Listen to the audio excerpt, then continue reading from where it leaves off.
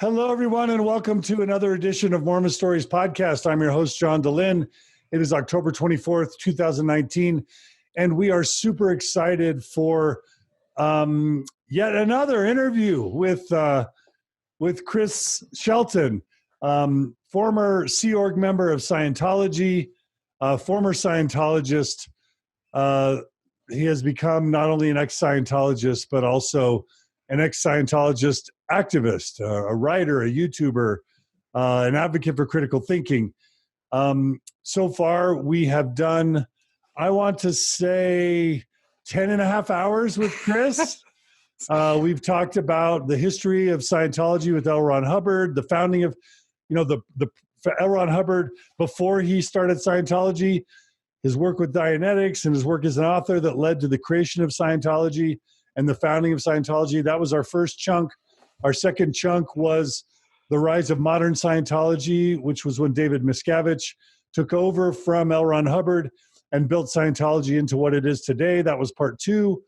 Part three was Chris's own life within Scientology, from his parents joining Scientology, divorced, and then coming back together. So how Scientology saved his parents' marriage, brought the family back together, and then Chris was raised as a Scientologist, how he became an active, volunteer / worker for Scientology as a teenager into early adulthood, leading to his becoming a member of the Sea Org, which is the elite sort of core management group of Scientology.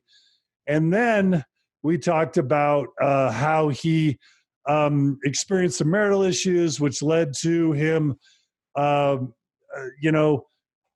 breaking some of the rules of Scientology in terms of having a relationship outside of marriage, which led to him being put in, I want to say, solitary confinement with the Sea Org, but sort of in Scientology Sea Org jail for 3 years until he was reconditioned, and his final sort of year or so with Scientology before he left.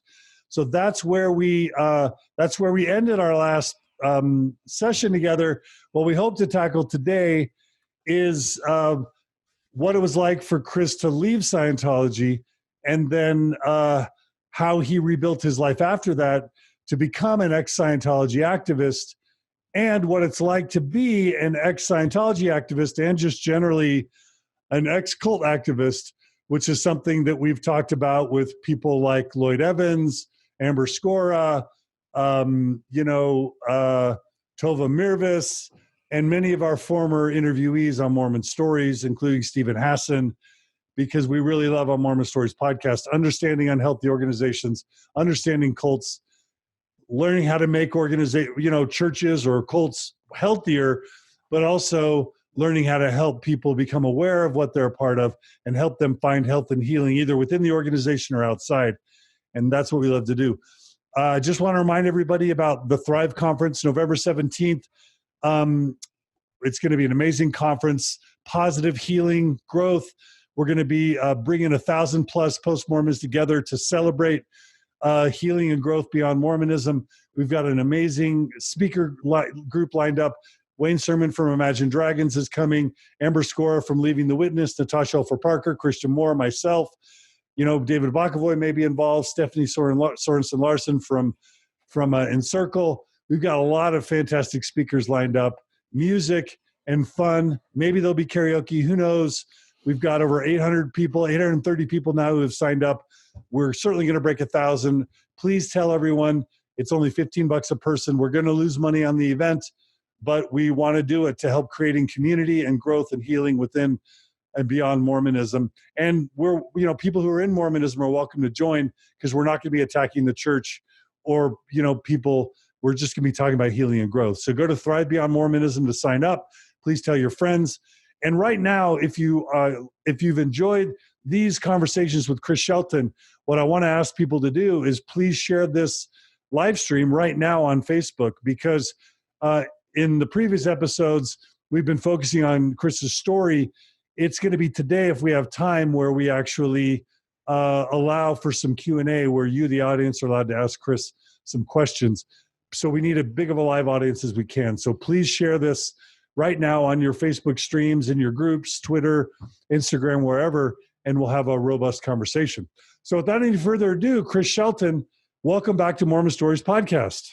Thank you very much, John. I'm really happy to be here. And I actually want to stop and just take a moment to thank you for letting me do this in this long form format, because I've not ever told all of this in one go like this. And it's valuable to have it all in one compact sort of place. Even if it is 10 hours of video, it's a lot easier to deal with that than 700 videos trying to sort all this stuff out, So this has been a real experience for me too, and I really appreciate it. It's my pleasure. It's a real honor. And I have many, many people reaching out, including Wayne Sermon's wife, Alex, who texted me and just said, these Scientology conversations are just captivating. And so you're really reaching our audience, both with your level of depth of knowledge of Scientology, but also your willingness to be vulnerable and to be just open and candid about your own journey. So cool. So thank you. All right. So I have a question, something that I wanted to ask you every single session I interviewed you, but didn't. And it's one of the biggest questions facing Scientology right now. And this is going to be going back a little bit before we dive into your story, but the big question everyone asks is, where is David Miscavige's wife? Right. And right. You were incarcerated, so to speak. I'm using that term loosely, but you were in some ways sort of incarcerated as a Scientologist for at least 2 or 3 years. And that's what people say, is possibly what's up with David Miscavige's wife. So do you want to tell us that story really quick, clear up where people have it right or wrong, and then tell us your theories about what may have happened to her and where she might be. And then we'll launch into the rest of your story, because I think that's something I wish I would have asked at the end of our last episode. No problem. Absolutely. Shelley Miscavige is David Miscavige's wife. They were married in the late 70s, early 80s. I think it was early 80s. And she has been his, personal assistant, right-hand man for most of that time until in the mid-2000s. I believe it was 2007 was the last time she's ever been seen publicly in any capacity.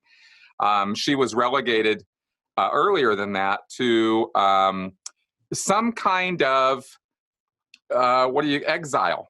She basically got kicked out of David Miscavige's vicinity, and he never ever wanted to have her around or be seen or heard from. So he had her sent off to a place that we call, that the church calls, the Church of Spiritual Technology, or CST.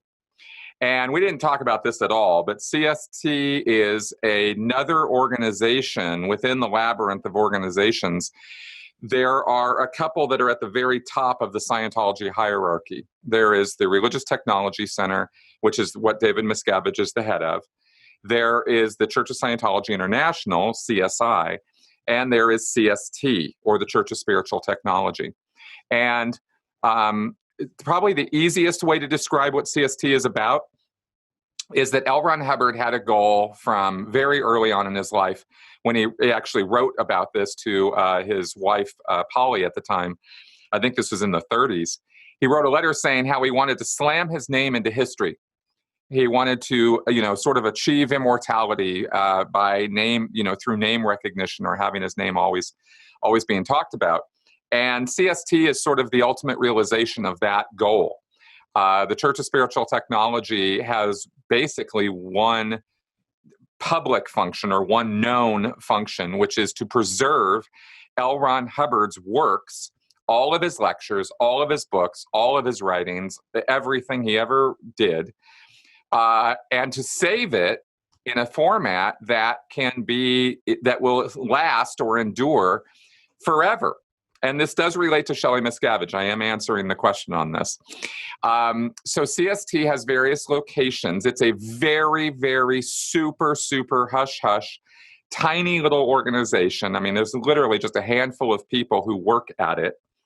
And it's at the very, very top echelons of Scientology. The Sea Org the CST is run by Sea Org members. So ultimately, it falls under David Miscavige's command. He runs CST just like he runs everything else. But CST is sort of a non-public facing entity. Most Scientologists don't even know a whole lot about CST. It's not talked about. It's not known. Nobody knows who works there. It's not, the board of directors is not known about. Like you really don't know a whole lot about CST. The most we know about it came out of the IRS filings when they got tax exemption. So they're preserving all of Hubbard's works on titanium plates. They're literally etching his words into titanium plates and onto nickel-coated records, not vinyl records, but nickel-coated records that can play on solar-powered record players, so that in the case of a nuclear war, all of civilization is destroyed. There's hardly anybody left, but these vaults of Hubbard's materials will be available in various geographical locations.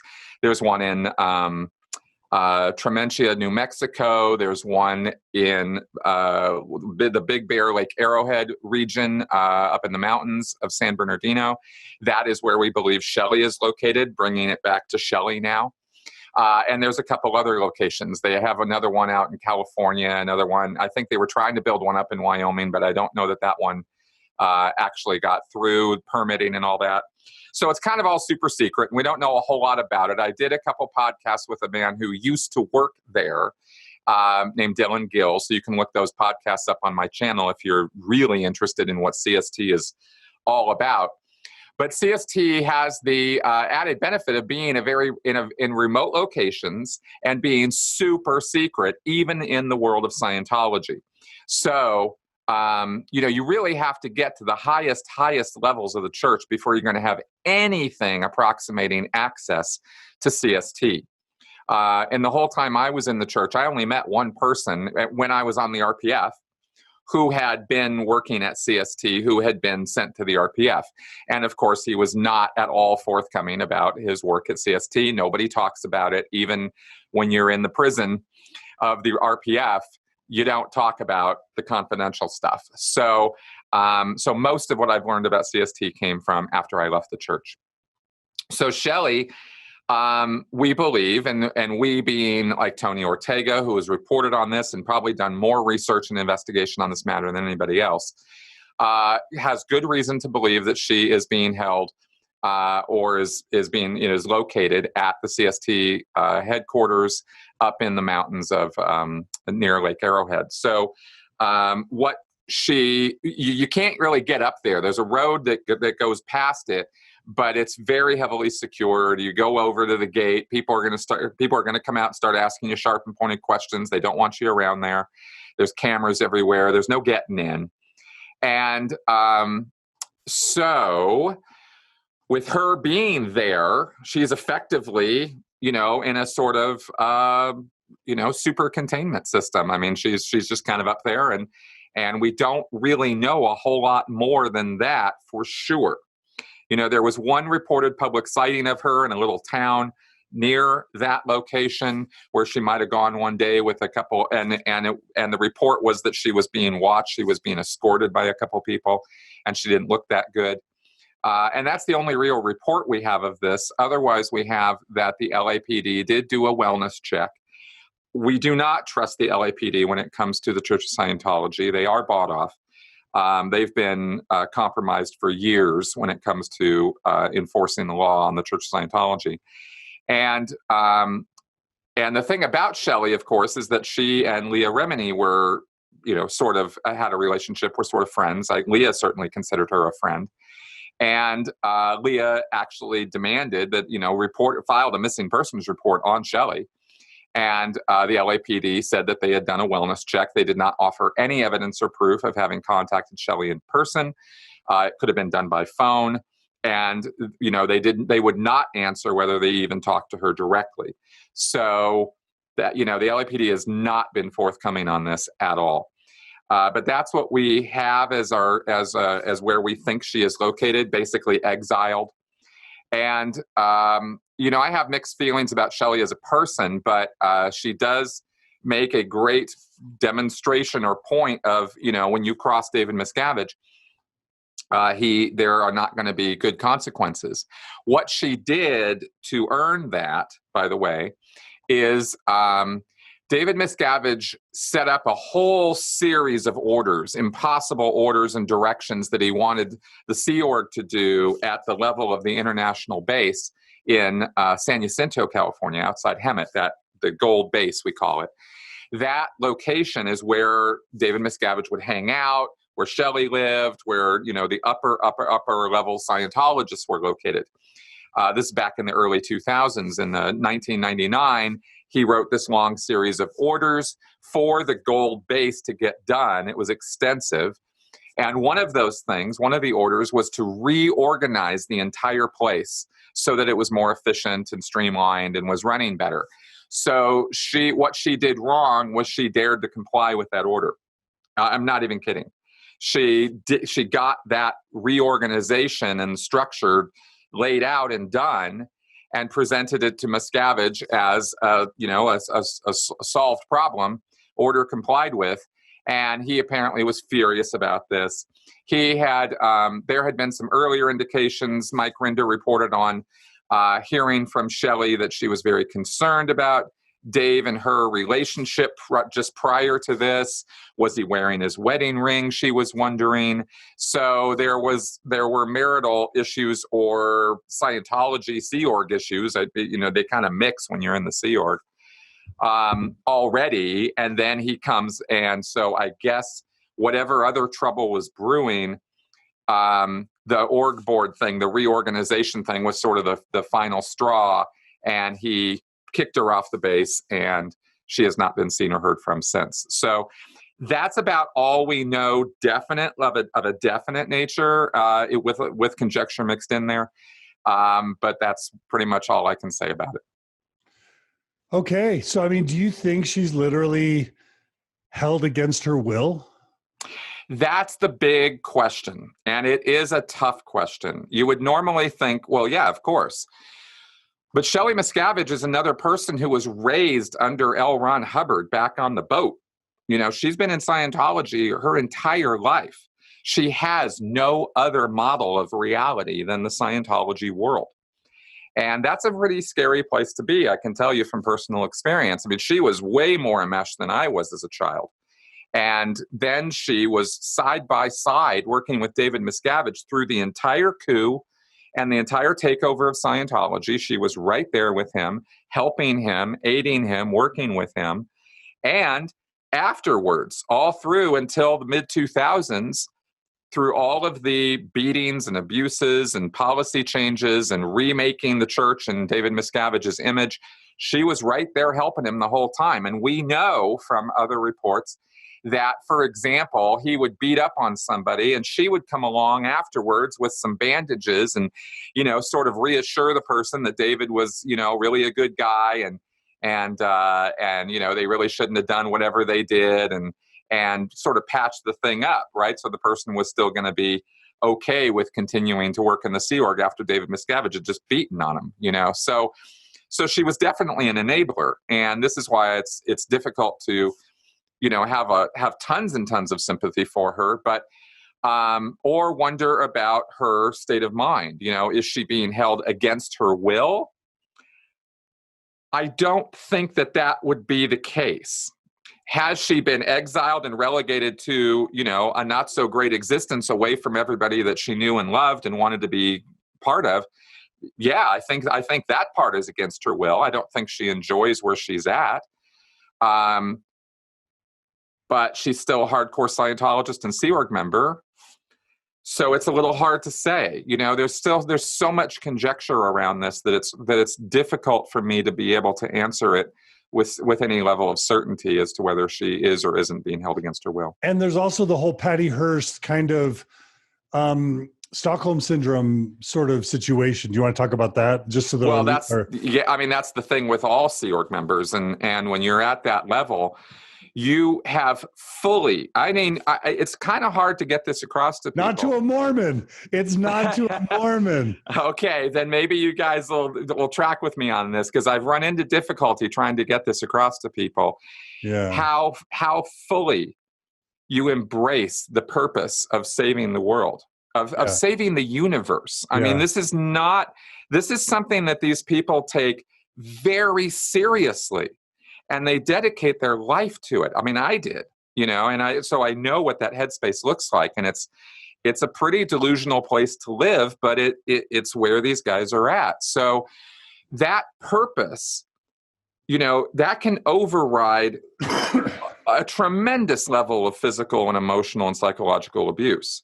I mean, 17 years I lasted until I finally had enough of it, but as a Sea Org member, but I didn't even have to endure the kind of the levels of abuse or witness the kind of abuse that Shelley Miscavige has. And to keep doubling and tripling and quadrupling down on your belief system because you think this is the thing that is saving the universe, and your work in it matters, is important, is valuable. People can convince themselves of anything, and Scientology has, something I didn't mention this whole time that's worth mentioning right now. Steve Hassan, I think, has actually said this.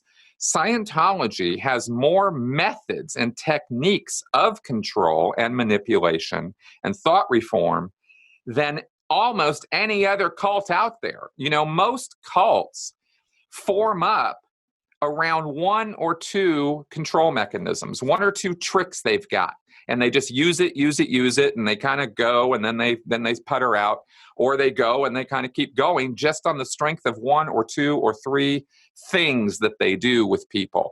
Scientology has hundreds. So if for that reason, not because of its size or its money, but because of that, we consider Scientology one of the more dangerous cults out there. And Shelley Miscavige is the poster child for why we think that. Yeah. Yeah. Well, I guess to the extent that she's not complicit, our hearts go out to her and everyone. She just represents, many, many people that are kind of stuck in this thing on the inside.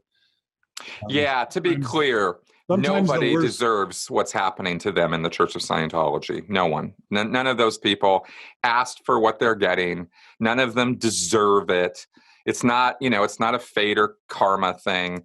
It's an awful place to be. And Shelley was at the top of that heap. So, and sometimes our worst prisons are the ones of our own making. They're always the ones that are of our own making that are the worst. Absolutely. Yeah. Yeah. And that's why, and I think about this a lot because people always, and I've talked about this several times now, just with you, there's always people that think that my goal is to get people out of Mormonism. And there's no truth to that. I want everybody to be fully aware of the historical background and context of what they're a part of. I want everybody to know the risks of being a part of any organization and the costs and benefits and the harm that the organization does. Because every organization does good and harm. As a coach or as a psychologist, I have the capacity to do good. I try to only do good, but sometimes I probably goof up and do harm. Doctors, medical doctors, try and only do good. They sign the Hippocratic Oath, but sometimes they do harm. So it's not like anyone's claiming to be flawless or perfect, but everyone deserves to know what they're a part of, to have full consent of being a part of it, to know where their money's going, to know the costs and benefits and the risks, and to know how the organization's harming people. And then if they make the decision to stay with it, that's great, as long as it's fully consensual and with full awareness. But I had, I met with Thomas McConkie before he really got into what he was doing. McConkie is a big name in Mormonism. And he said to me, a cult is any organization that will not allow you to leave the organization, with your dignity intact.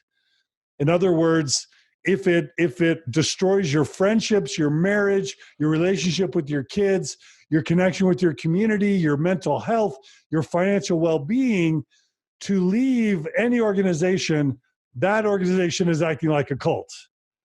Exactly. That's very true. And Mike Rinder has even pointed out correctly, the difference between a religion and a cult is what happens when you try to leave.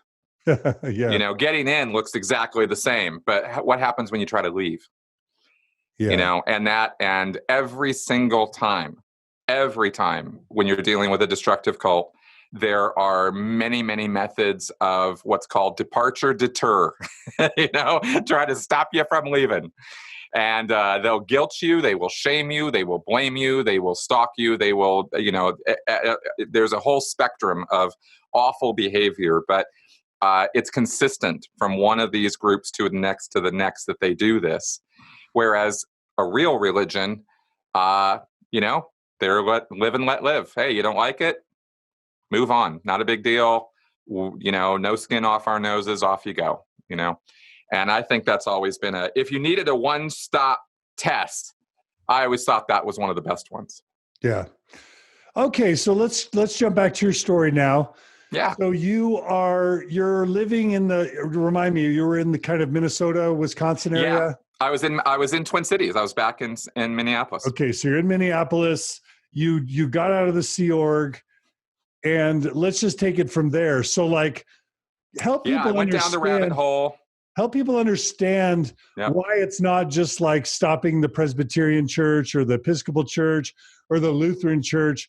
People who aren't in a cult have no idea how devastating it is to have your worldview, your friendships, your relationships, your marriage, your source of spirituality, your source of morality, your whole reason for being, to have all of that in a moment drop to the floor. So help us understand what that's like for you, and then how in the world do you pick up pieces after that? Well, it's a rough go, and the way I thought about it at the time, which has still served as as an adequate way to describe what was happening, is that I saw my life, or life itself generally, as a chessboard, or this is how I sort of imagined it. After that moment of, oh, that's what's been going on, is I saw myself as a pawn on a chessboard, a knocked over pawn, and that David Miscavige, L. Ron Hubbard, they were the kings. They were the ones who were running the show. And I was just moved around from place to place, told what I needed to be told, patted on the head, given the little rewards every now and again, little crumbs that they were feeding me, and told to go, play my part and sacrifice myself as necessary for the good of the game. And to the degree that I thought the game was an honest game, that where the stakes actually mattered, I was willing to be in that position. But what changed was when I realized that the game was an awful game where only one person actually wins at the end of this whole thing, and that's the king. And everybody else doesn't.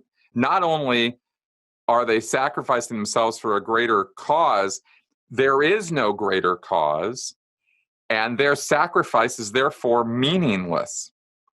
All of the sacrifices of the thousands of people, at this point, probably tens of thousands of people who have been in and out of the Sea Org, were meaningless. They literally meant nothing. And not when compared to the goal of what the whole thing is supposed to be about: clearing the planet, saving the universe, saving mankind, restoring people's spiritual abilities and awareness. None of that was true. So you find out at the end of the day, what you're doing is, I was basically being a slave for L. Ron Hubbard and then David Miscavige, so they could have nice meals and wear John Loeb shoes and jet set around the world as though they are these amazing people. And they're not amazing people. They are horrible people. So that's what I realized. And like I mentioned before, anger doesn't even begin to describe the sense of betrayal and anguish and loss of that moment. So I then needed to figure out for myself, well, now that I have all this new information, what am I going to do about it? Can I test a theory on you? Yeah. Okay, so I do these I've been doing these faith crisis workshops and retreats for probably 4 or 5 years now, Oh. where we spend a weekend, we get 40 to 80 Mormons in faith crisis together, couples and individuals, and try to help them understand where they've been, where they are, and help them figure out where to go, right? Mm-hmm. And I've been making this argument for quite some time. It's so easy. It's so easy to, once you realize the church isn't what you thought it was, to see it as evil, right? To see it as one of the most evil things on the planet, and to hate it. And hating the organization, the cult that you came from, can ruin your life and consume you, because the hatred's just not good. If you think about Star Wars, you love Star Wars. You think about how Darth Vader is trying to get Luke Skywalker to feed the hate, right? Because Absolutely. it can consume you, right? Yes. And so I'm not just interested, I think I should go away if my goal is only to just, and my goal isn't to destroy the Mormon church. But I think that if my goal were to destroy the Mormon church, if your goal were to just destroy Scientology, I would think that's not the optimum goal.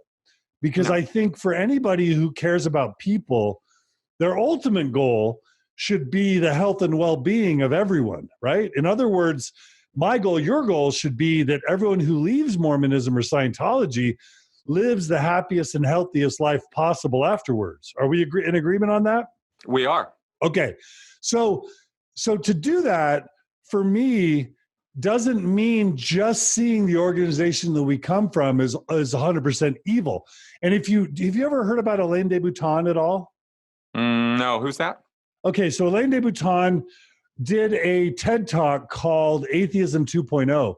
And in that talk, he basically said Hitchens and Dawkins and Harris, and this was back right post 9/11, them just hating on religion, they're getting it wrong.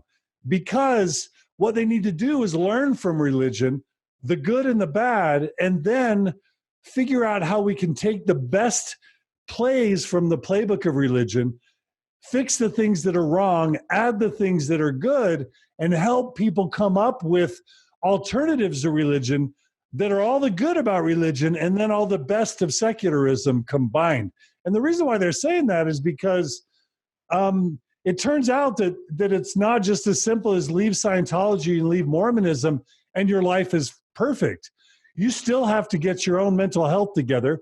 And that's back where L. Ron Hubbard was probably genuinely trying to help people, along with Joseph Smith. You have to get your own mental health together. Then you have to learn how to have healthy relationships. Then you have to learn how to have healthy families if you want a family. Then you have to find a community. Then you have to find meaning and purpose in life. You have to find some sense of existence bigger than your own. You have to figure out some moral code so that you're not making your life worse. And then you have to figure out how you want to spend the rest of your life and who you want to spend it with. And guess what? That's how Scientology and Mormonism and Jehovah's Witness and Orthodox Judaism, that's how they all started. It's like, how do we help people find a sense of meaning and purpose? How do we help people find spirituality? How do we get people's mental health strong? How do we, do all these things? And so when I look back at Mormonism, and I'm asking you as you look back on Scientology, yes, it's true that it was a fraud. Yes, it's true that we were all part of something that wasn't what we were promised. What is also true is that we had some identity that we believed in. We had some sense of purpose, something to get us out of bed in the morning. We had something to build a life around. It helped us find our mate. It helped us get married. It helped us start a family.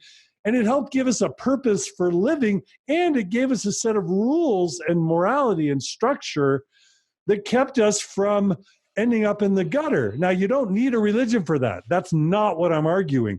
But I am arguing that you did derive some value from Scientology, and the evidence that you derive value from Scientology is that when you left it, your life was in shambles. And it's true for so many people that I work with.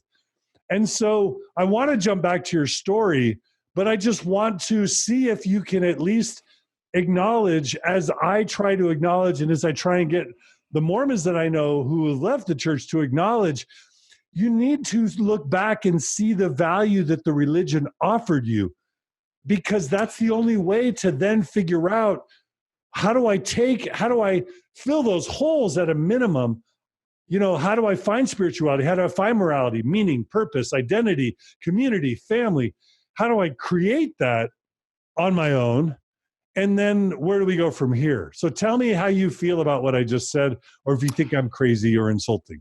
No, I don't think you're crazy, and I don't think you're insulting, but I do understand why people in certain places, in certain frames of mind, might think that you are. And I'm curious, I want to ask you a question. How long have you been out of Mormonism? I stopped believing that the Mormon church was true in 2001. Okay, so this is 18 years of processing. And then Yeah. And then I stayed in the church for 14 more years, until they literally, and was podcasting and being an activist, and until they kicked me out in 2015. So I've physically been no longer attending the church for 5 years, and I've no longer been a member of the church for 4 years. Okay, cool. So then let me ask you, was there any period during this last 18 years, after you realized the belief system and found out about Joseph Smith and the betrayal and violation of trust and all of that, was there any period at all, where you were angry, so angry that you thought structurally this thing is just evil? Yes. Yes and no. One way that I differ is that I actually loved my experience as a Mormon. So, I was student body president. I was captain of the varsity basketball team. It kept me off drugs. It kept me off alcohol. I ended up going to BYU, had a great education, ended up working at Bain and Microsoft and Arthur Andersen. And but in some ways, Mormonism was made for me. I wasn't a gay kid who was trying to do reparative therapy, going crazy. I wasn't a woman being told that I wasn't as important as a man. It's almost like Mormonism was made for me. And so because I had and have become very successful, and I don't mean to say I'm like better than anybody, but like, I live in a nice house. I have a good education. I have my financial and economic and social needs met. So in so many ways, I'm like, oh my gosh, I've really benefited from this thing. I was never kept in prison. Like I had things that hurt me, but in so many ways, I look back and say, wow, I all these dances and leaders who cared about me, and the teachings weren't true, but I've had a great life. And so, yes, I've been angry about the church misleading me. Yes, I've wondered how I could have spent my time better. But I also think, wow, I'm actually doing pretty good at 50, and I've got my whole life ahead of me, and my kids are out. And so I probably don't have some of the anger that many people do, because it didn't break up my marriage. It didn't get my kids. I have good relationships with my parents and siblings, and I don't feel like it harmed me in any super significant way, other than some of the time could have been used better. But frankly, a lot of that time where I was in the church, I was trying to get people enlightened. Does that make sense? Right. Oh, no, it totally makes sense. Yeah. Completely. So yes, I've hated the church. Yes, I've been angry. Yes, they excommunicated me. Yes, they've mistreated me. But there's also been so much good that I still love it. Totally understood. Yeah. And obviously we come from different places, right? And and what you said actually is really helping me a little bit. So I'm really glad you said all of this, in terms of when you just said it was made for me. Yeah. Like, in other words, you are the demographic for the Mormons, right? Yeah. White, straight, that's right. Cisgender males. Exactly. And so, to use this word that is obviously a loaded word for a lot of people, but I think it actually exactly fits here. You were in a privileged position as a Mormon. Yeah, for sure. Right? For sure. Okay, fair enough. Now, this is in no way a judgment of you, your experiences, your ideas. That's not my point. I was not the demographic for Scientology. I was the demographic for a worker bee in Scientology. right? Yeah. The demographic for Scientology is actually what we call the whales, the really rich folks, the celebrities, the people who come in with tons of money, the quote unquote able, right? So that they can make them more able. In other words, take all their damn money. So, Yeah. so that's actually the demographic for Scientology. And when you go to Scientologists, when you go to those people, they're the first ones to tell you, what's the problem? I don't see any of this. I've been having nothing but a great time with all this. I get this nice auditing. I do these classes. L. Ron Hubbard tells me how life works, and I like what he says. So what's the problem here, right? They have no concept of how bad it can actually get for some people, especially the people who are literally delivering their Scientology to them on a silver platter. So there is that level. There are levels to this stuff. But what I wanted to get back to on what you're on to directly address the point of it's all evil is I believe from my years of recovery at this point and watching and talking to so many other people who have been through this, it's all anecdotal. I can't talk statistics on this, but I believe that it is a phase of recovery that you would first pendulum swing from ultimate faith and belief in something to, whoop, this is the worst thing I've ever seen in my life. I can't believe this. How could they lie to me? Because there's all the betrayal and anger and stuff that you have to process. And of course, when you have been lied to at the level with the level of deceit of these groups it's hard to describe. It's unbelievable. And when you start actually confronting what that is and all those years of pushing those thoughts away, pushing down or suppressing those doubts, seeing things that didn't make sense and telling yourself it did make sense, the motivated reasoning, all that stuff. All of that comes crashing down on the person when they realize and finally accept the deceptive, the deceit and the betrayal and all of that. And they actually see it for what it really is. And they go, holy shit. And all the hindsight bias comes crashing in. I should have known, could have known, would have known, all this like, how could I have possibly been so stupid, blah, blah, blah. There's a lot of self-blame and stuff that goes on. So I think that's all perfectly natural at the beginning of getting out. You're furious. You're furious for all of it. And you're furious at yourself for having let yourself be conned, be fooled, whatever, right? And I think there's different levels of this for different people. Everybody has their own experience. I'm trying to talk broadly here. And I think that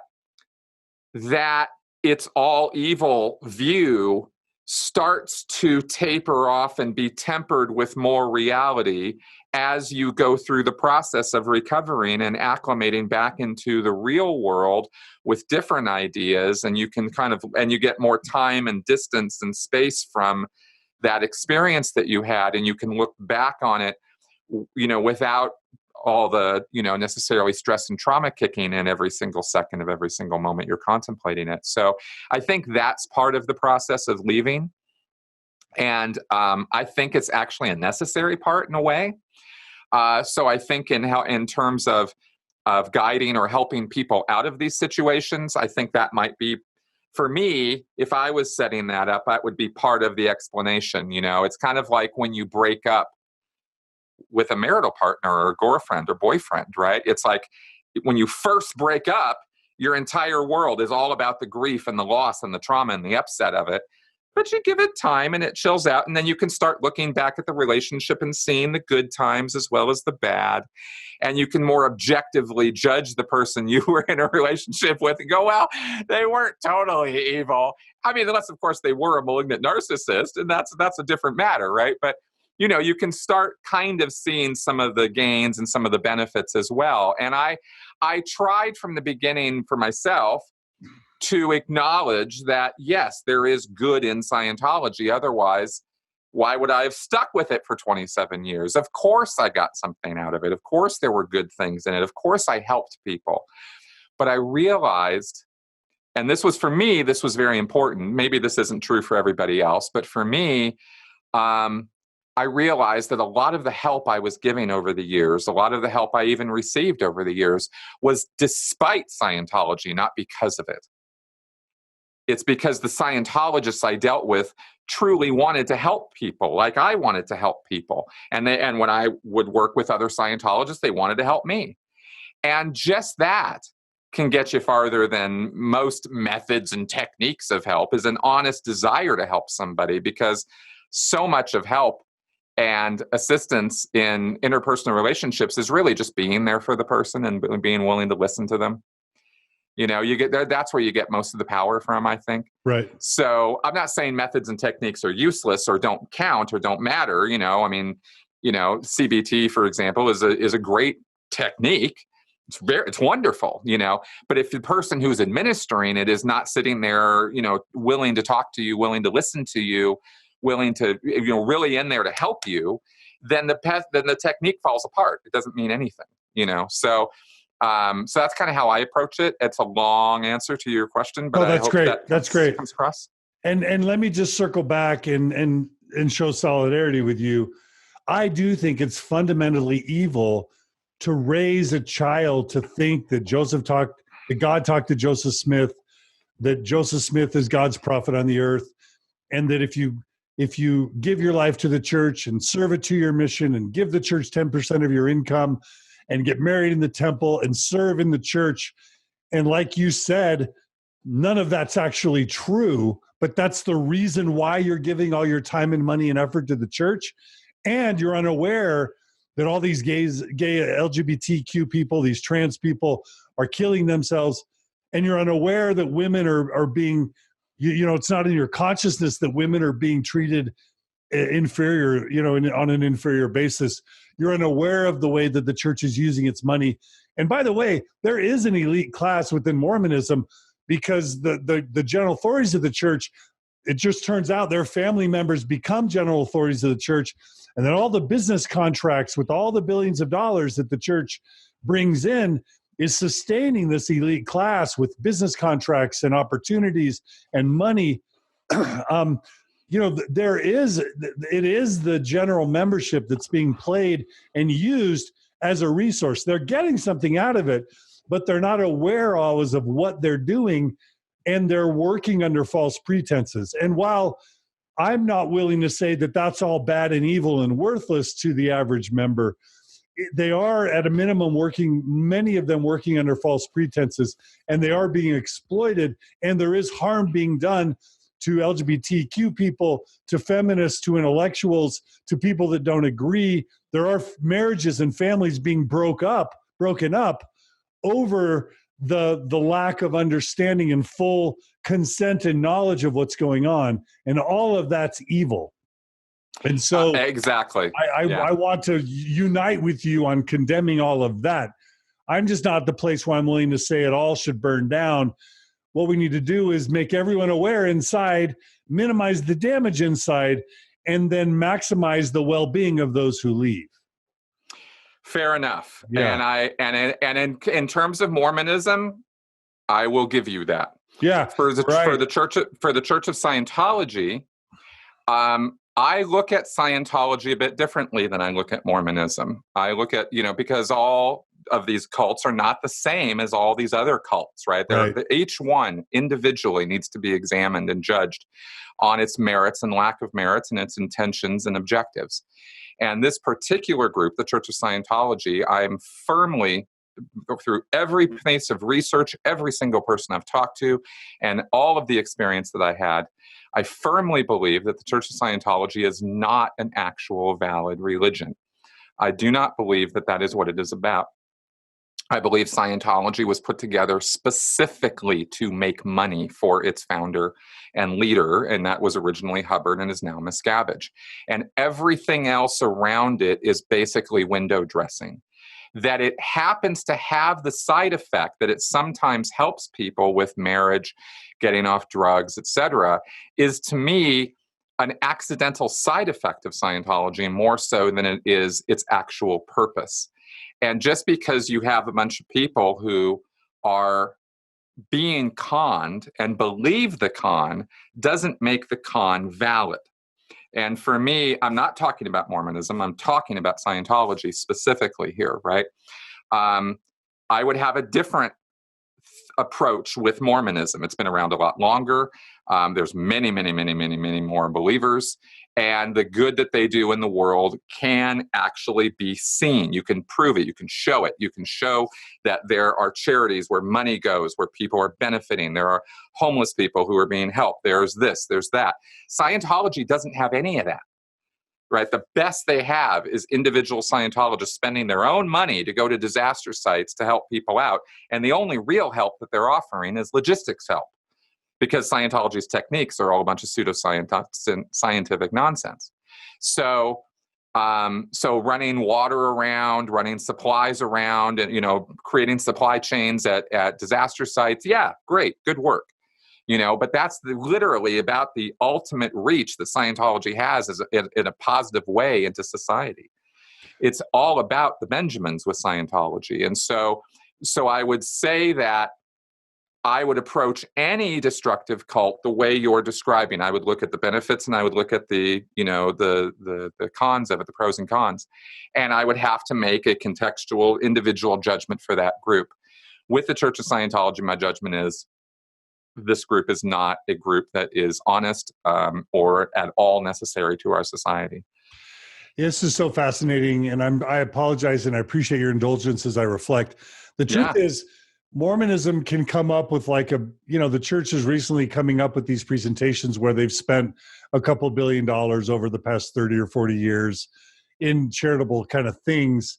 The truth is, if you divide that per year, it's actually quite small for all the money that it's brought in. And again, it's often the sort of logistics kind of stuff, or the kind of self-serving, wear a yellow bib that says Mormons helping hands. But there's a lot of PR value to that, and it can often be seen as kind of superficial work. So I do think Mormonism.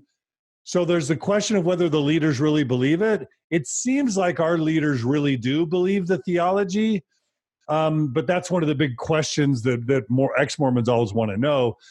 Mormonism certainly is heavily about the Benjamins, and our Mormonism at this point is probably a $500 billion organization in terms of its assets. We're talking about probably $500 billion in assets if you take real estate, investments. So we are certainly about the Benjamins in Mormonism. And think about it, our leaders our members are giving 10% of their income for their entire lives. That really adds up. So we're certainly about the Benjamins. I would say the biggest good of Mormonism is creating, when it's doing a good job, creating healthy and happy people and families in Mormonism. That's where the vast majority of its resources are targeted. And then the harm of Mormonism is when marriages break up, LGBT people kill themselves, and those things are real when women are taught that they're less than their potential, and just all the members feeding the beast. What's hard to do is to just really tease out the net benefit and the net harm of Mormonism compared to other organizations. And that's not the purpose of my interview with you, but that's just me being reflective. And I don't want to let Mormonism off the hook. We are certainly, sincerely believing in the theology that our temple work saves the dead, that our temple work exalts our members and allows us to become gods in the afterlife. That's, and we're sincerely trying to make families heaven on earth here in our existence. We're not putting people in jails and prisons. So it's complicated, and we'll save that conversation for another time. But I just wanted, I didn't want to let us totally off the hook, because we are about the Benjamins. Exactly. And we are mostly about helping ourselves, not others. And I think I might have mentioned earlier, if I hadn't, then I will simply say now, I consider Mormonism a late-stage destructive cult that has gone mainstream in many ways, has shed a lot of its destructive policies over the years through its prophets, recognizing that social values are changing, and if Mormonism is going to survive, they need to change too. And I've seen that, in its history. But it is still a destructive cult as far as I'm concerned. Its attitude and handling of children is a no-brainer. And, All the sexual abuse. I haven't even mentioned that. All the children getting raped and abused in Boy Scout camp and by bishops and by church leaders, and the huge, massive cover-up. That is I don't want to use the word like Holocaust, but that is an atrocity and all the women and men who have been abused within the church context that the church covers up and tries to downplay, and then refuse to make the changes to prevent that harm from occurring. That's completely unacceptable, and I don't want to minimize that. Yeah, exactly. So I think we're on the same page as far as seeing the destructive elements of it. It's a conversation as to whether it's got more pros than cons. It's one I'm not prepared to have because I don't know enough about it. But I do know enough about what Scientology is up to that I can say with certainty that my goal is not to destroy the Church of Scientology. However, I will say that I believe through what I'm doing and through what every other ex Scientology activist is doing, we will eventually see the Church of Scientology destroyed. But that's not because we're trying to destroy it. What we're trying to do is raise awareness of the abusive nature of Scientology.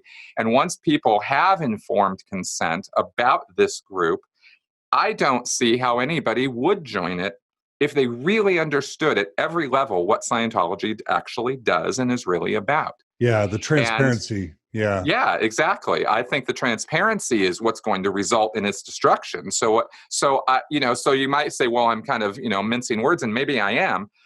But I don't wake up every day and think to myself, how can I destroy Scientology?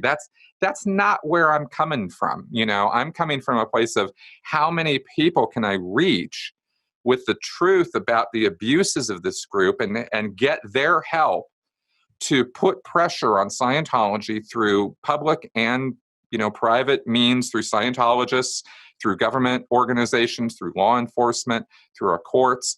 How do we get them to stop abusing people? And I think once the abusive nature of Scientology is dealt with, Scientology itself will dissolve, because that's pretty much what it's about. Right. Yeah. So let me incorporate just a couple comments from listeners now. Rodney writes, Scientology was established exclusively to make money. And what about Mormonism? And Rodney's making a good point. Joseph Smith was poor.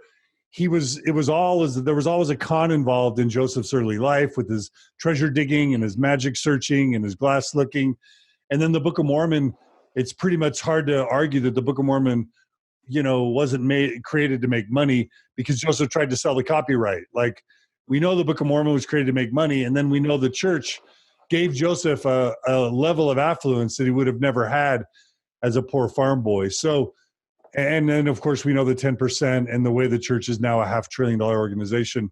So, Rodney, we acknowledge your point that Mormonism probably was in many ways created to make money.